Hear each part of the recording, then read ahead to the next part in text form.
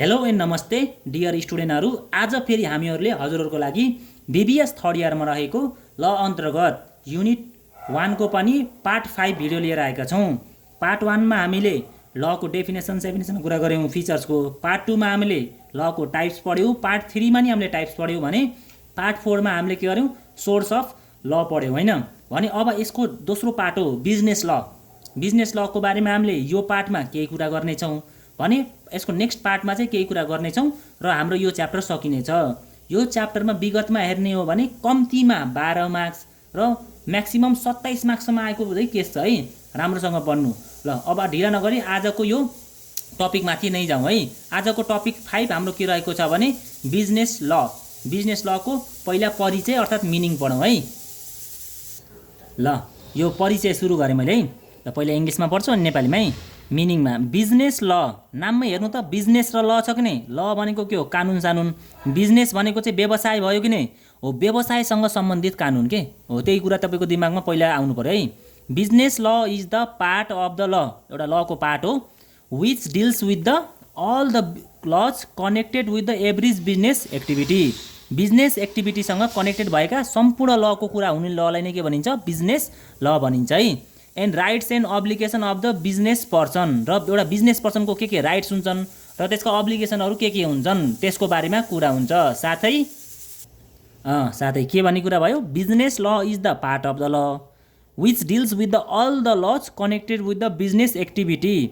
के अरे, एउटा बिजनेस ल चाहिँ एउटा पार्ट अफ ल हो जुन चाहिँ बिजनेसमा भएका हरेक एक्टिभिटीसँग के हुनेछ, कनेक्टेड हुनेछ। अनि साथै बिजनेस पर्सनका के राइट्स हुन्, त्यसका के अधिकार हुन् र त्यसका के कर्तव्य हुन् त्यो कुराहरू पनि भनेको हुन्छ बिजनेस लमा है। And business form arise from the business transaction. Business form कहाँबाट एराइज हुन्छ, बिजनेस फर्मको मेन उद्देश्य कहाँदेखि आउँछ, बिजनेस फर्म भनेको बिजनेसको ट्रान्जेक्सनबाट। बिजनेसमा हुने ट्रान्जेक्सनले गर्दा त बिजनेस टिक्छ नि भन्न खोजेकोले है। It helps the business community.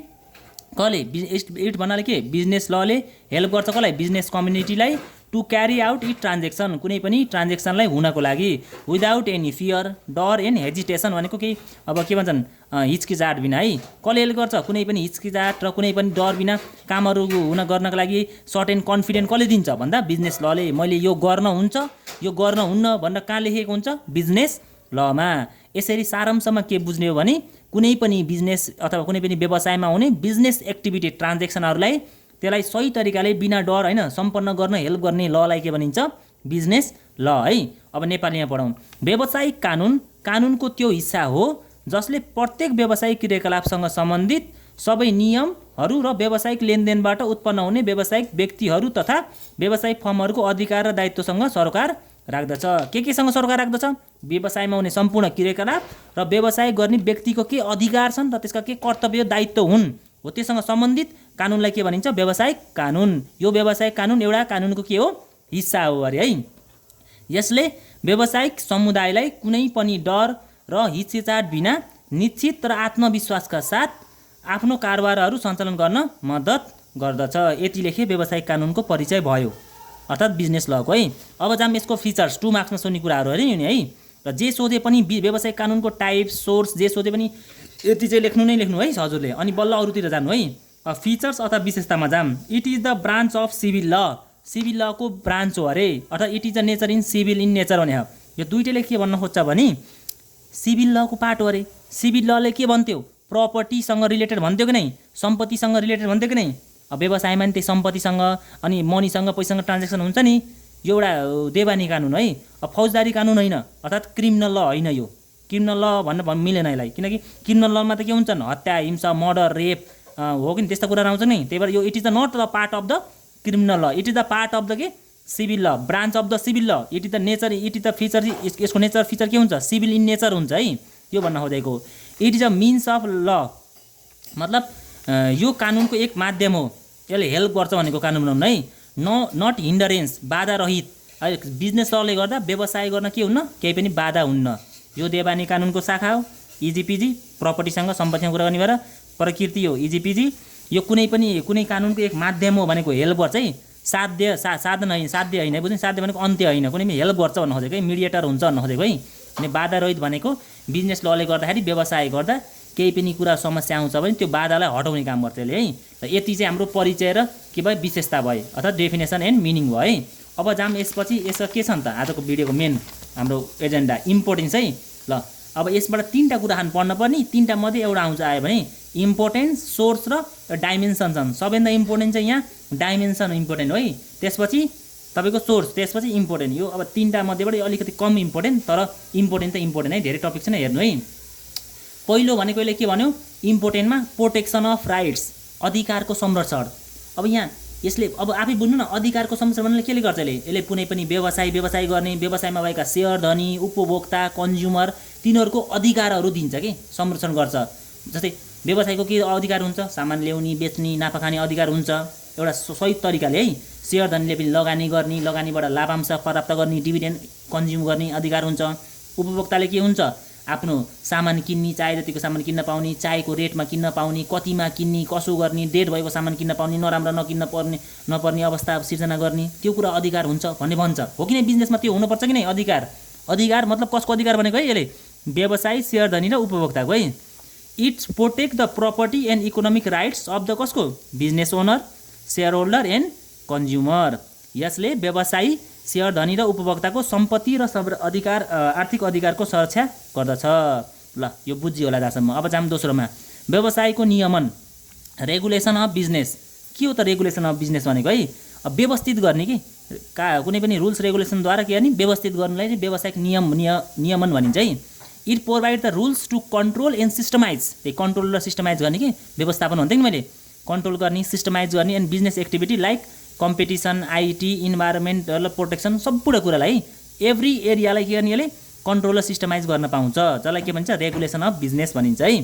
के अरे यसले प्रतिस्पर्धा, सूचना प्रविधि र वातावरण जस्ता विभिन्न क्षेत्रहरूको संरक्षण जस्ता व्यावसायिक क्रियाकलापलाई व्यवस्थित र नियन्त्रण गर्छ। के अरे व्यवसायमा हुने सम्पूर्ण क्षेत्रहरूलाई के गर्छ यसले व्यवस्थित र नियन्त्रित गर्छ। त्यही भएर यो व्यवसायको एक नियमन हो भनेर लेख्ने है। अब जाम लिगल फन्डामेसन अर्थात् कानुनी आधार, कानुनको आधार हो अरे है। ल लिगल फन्डामेसन अर्थात् कानुनी आधार हो है। कानुनको आधार त भइहाल्यो त, बिजनेस ल भनेको कानुनको पार्ट हो, त्यही भएर कानुनको आधार हो भनेर लेखिदिने है। यसले के गर्छ राष्ट्रिय र अन्तर्राष्ट्रिय मापदण्ड अनुसार व्यवसाय स्थापना र अन्त्य गर्ने कानुनको आदान प्रदान गर्छ। कसरी व्यवसाय इस्टाब्लिस गर्नेदेखि लिएर बिचमा आउने सम्पूर्ण एक्टिभिटीदेखि लिएर अन्त्य गर्नेसम्म सम्पूर्ण कुराहरूको के दिन्छ यसले तपाईलाई कानुन दिन्छ भन्न खोजेको है। लिगल फन्डामेसन भनेको कुनै पनि व्यवसायको लागि है।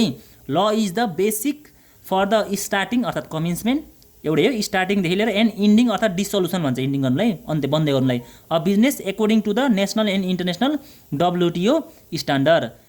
WTO को स्ट्यान्डर्ड अनुसार कसरी स्टार्ट गर्ने र कसरी अन्त्य गर्नेसम्मकोदेखि लिएर समयको सम्पूर्ण कुनै पनि बिजनेसको एक्टिभिटीको कानुन कसले भन्छ बिजनेस कानुनले भन्छ। त्यही भएर यो महत्त्वपूर्ण छ है भन्नु पऱ्यो है। फङ्सन भने पनि यही हो यसको काम है। ल अब नेक्स्टमा जाऊँ इन्फोर्समेन्ट अफ कन्ट्र्याक्ट, सम्झौताको कार्यान्वयन। अब यहाँ सम्झौता हुनपर्छ भन्नु है। कसरी भन्छ है यसले पक्षहरू बीच भएका सम्झौताहरू पालना गराउन र सम्झौता उल्लङ्घन भएमा न्याय पाउन मद्दत गर्छ। तपाईँले एउटा कुनै व्यवसाय चलाउनु भयो, दुईवटा पक्ष हुनुहुन्छ, दुईटाले कन्ट्र्याक्ट गरेर काम गर्नुभयो भने कसैले उल्लङ्घन गर्यो भने तपाईँले यसमा न्याय पाउनुहुन्छ भन्न खोजेको। त्यही भएर यो बिजनेस लसँग रिलेटेड छ यसले, त्यही भएर यसले महत्त्व छ यसको, त्यही भएर यसको फाइदा छ भन्ने है। It ensure that legal agreement or contract between the parties are followed, contract follow हुन पऱ्यो and the provide the remedies if a contract is broken. Remedy भनेको चाहिँ ऊ है तपाईँको कम्पेन्सेसन जस्तो है, रेमेडी दिने यदि कन्ट्र्याक्ट कसैले ब्रोक गर्यो भने है। त्यही भएर यसको के छ महत्त्व छ। तपाईँले सम्झौता गर्नुभयो, सम्झौता कार्यान्वयन हुन पऱ्यो र भएन भने के हुने भयो त्यो सम्झौता तपाईँले के पाउनुहुन्छ न्याय पाउनुहुन्छ भन्न खोज्यो है। र नेक्स्ट पोइन्टमा जाम है डेलिभरी अफ जस्टिस, न्याय सम्पादन, न्याय दिन्छ यसले भन्न खोज्छ भन्नै पर्ने है। यसले व्यावसायिकहरू बीचको विवादलाई पारदर्शी र निष्पक्ष रूपमा समाधान गर्न मद्दत गर्छ। किनकि बिजनेस लले ल दिन्छ, जसले गर्दा कुनै दुईवटा व्यवसाय बिचमा लडाइँ भयो भने के गर्छ यसले त्यही लमा आधारित रहेर लमा टेकेर पारदर्शी र निष्पक्ष रूपमा के हुन्छ यसले समाधान पाइन्छ भन्छ। It helps settlement of dispute अर्थात् द्वन्द्व between the business communication fairly through a transparent legal सिस्टमद्वारा है। सजिलो छ है। सुरुमा अधिकार दिने भयो त्यही भएर महत्त्वपूर्ण छ। व्यवसायलाई कन्ट्रोल सिस्टमाइज गर्ने भयो, नियमन गर्ने भयो, त्यही भएर यो महत्त्वपूर्ण छ। तेस्रो भनेको कानुनको आधार हो, त्यही भएर महत्त्वपूर्ण भयो। कानुनी रूपमा केही पनि कुरा सल्भ गर्न हेल्नुपर्छ। सम्झौतालाई कार्यान्वयन गर्छ अथवा न्याय दिन्छ सम्झौता भएन भने, त्यही भएर महत्त्वपूर्ण भयो।